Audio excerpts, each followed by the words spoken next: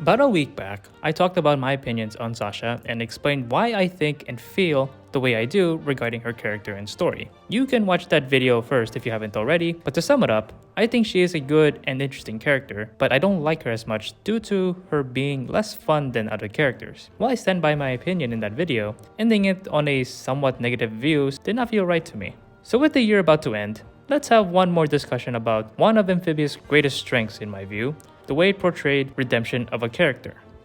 Redemption arcs in themselves are not unique to the show. Other shows have done them too, and few of them arguably did them better, but what Amphibia did was put the idea of redemption front and center with the three main human characters of the show, Anne, Sasha, and Marcy.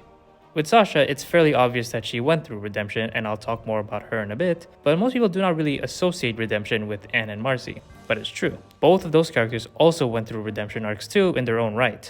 However, their redemption arcs are different from each other in the sense they redeem themselves for different wrongs they have done.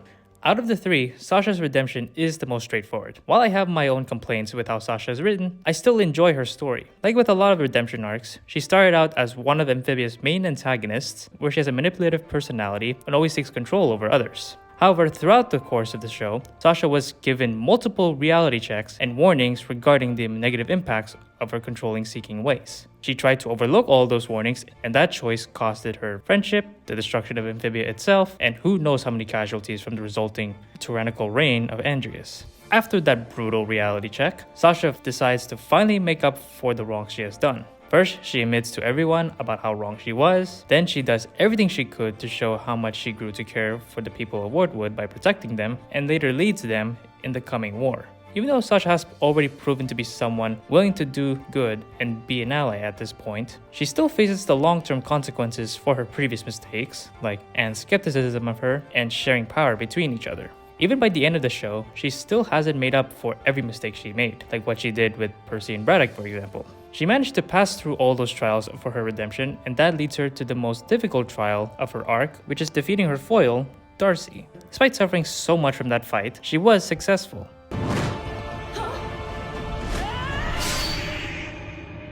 I am not that person anymore.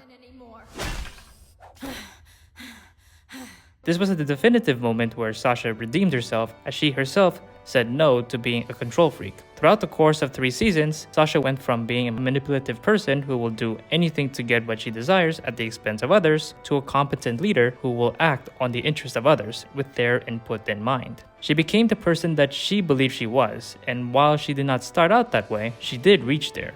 So like I said, Sasha's redemption arc is pretty straightforward. However, Marcy's redemption is a bit harder to follow. Unlike Sasha, Marcy did not start out as an antagonist or acted as one, at least in her own will. However, she has definitely made big mistakes with long-term consequences, and while they are fewer in quantity, they are much bigger in severity. Her choice of trapping herself and her friends in a real-life fantasy strained the one thing she was trying to preserve, which was her friendship. Marcy's realization regarding the consequences of her choices was the start of her redemption arc, which consists of 2 main parts. The first one was trying to make up for the wrongs she did to Anne and Sasha by fighting Andreas and helping Anne and the Planters reach safety on Earth. However, that arc was cut short because of one of the biggest consequences of her initial choice. I just need to...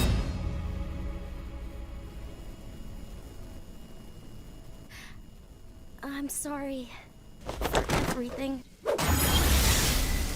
Fortunately for her, Anne and Sasha were able to get to safety, but she's still trapped in a comatose state, imprisoned by the guy who she thought was a good friend of hers. Even when she was awakened from her coma, the first thing that happened to her was instant terrorizing, and then possession by, once again, the person who she thought was her friend.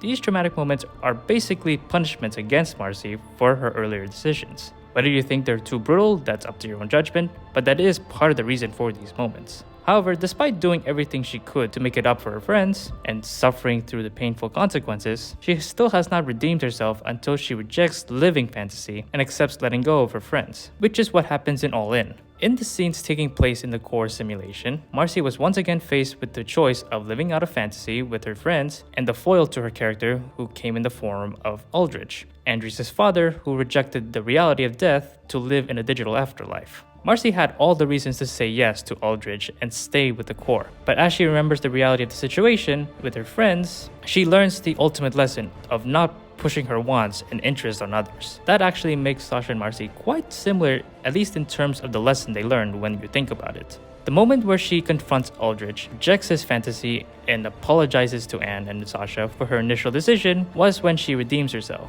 both in the eyes of her friends and to her own self-being as she learns to accept the impending changes.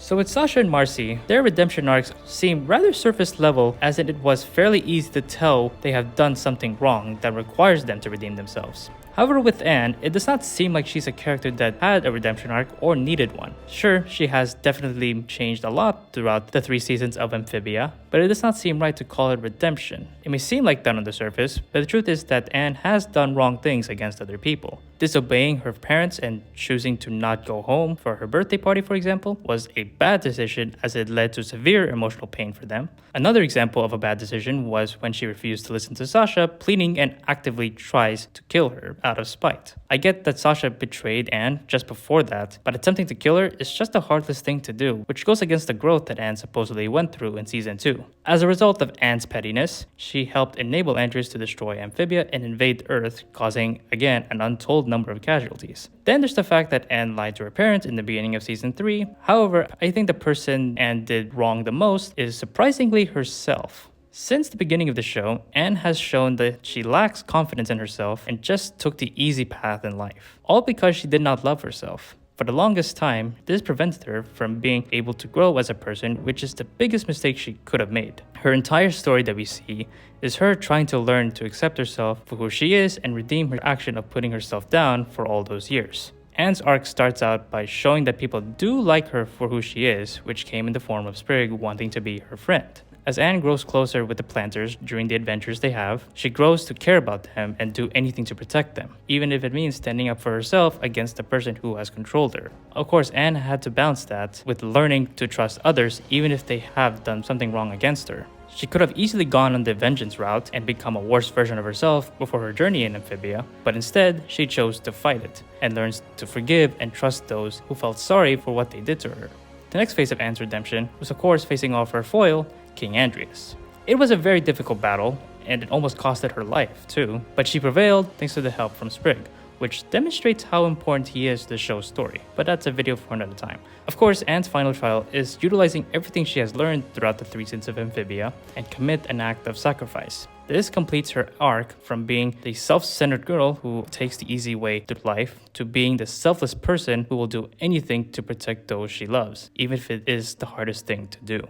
When you look back at Anne, Sasha, and Marcy's redemption arcs, they share some common tropes. All 3 of them started out acting in their own self-interest, getting by with what they think is best for themselves. However, they were subjected to heavy amounts of punishment and suffering as essentially punishments for being self-centered. Then the trio faced multiple trials to demonstrate how far they have gone from their initial start point, with the final trial ending in them defeating the antagonists that represented the extreme versions of their old selves.